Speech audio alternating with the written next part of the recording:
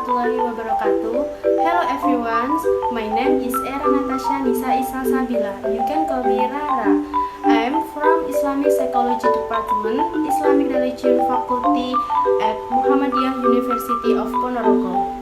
Here, I will explain attention deficit hyperactivity disorder in psychology. Enjoy for watching! What is ADHD?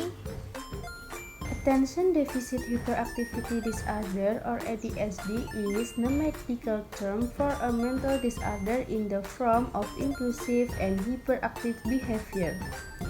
ADHD symptoms make it difficult for children to focus on one thing at a time. Although it is more susceptible to children, the symptoms that appear can persist into adolescence and even adulthood. ADHD is divided into three subtypes, namely dominant hyperactivity impulsive, inattentive dominant, and combination of hyperactivity impulsiveness and inattention. 1. Dominant hyperactive impulsive. This type usually presents with hyperactivity problems along with impulsive behavior. 2. Inattentive dominant.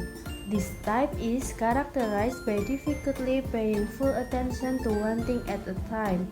Children with this condition tend not to be able to pay attention well. And 3. Combination of hyperactivity impulsiveness and inattention. This type shows characteristic to being hyperactive, impulsive, and unable to pay attention properly.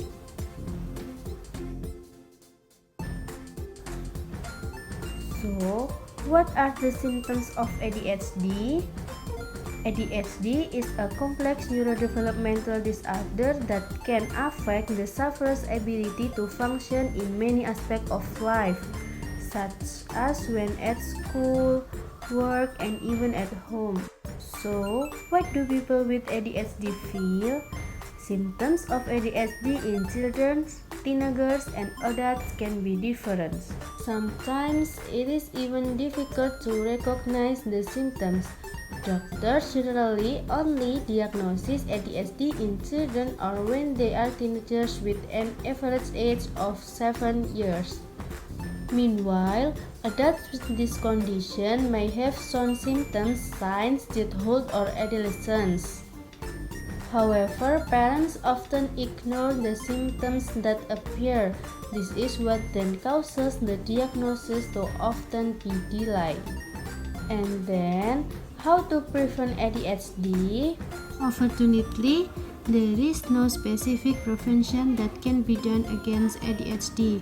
However, parents can reduce the risk of this mental disorder by starting as early as possible during pregnancy.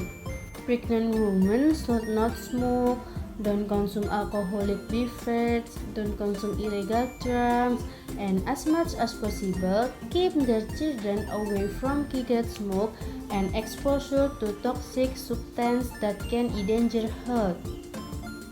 Another way, namely, consume nutritious and balanced food that can influence brain development and cognitive function. Avoid foods high in sugar and junk food and make sure to include fruits, vegetables, whole grains, and healthy proteins in your daily diet. Even though you are pregnant, mothers still need to be active, like exercise has been proven to prevent complications during pregnancy. Reduce stress by doing hobbies like exercise or practicing relaxation techniques.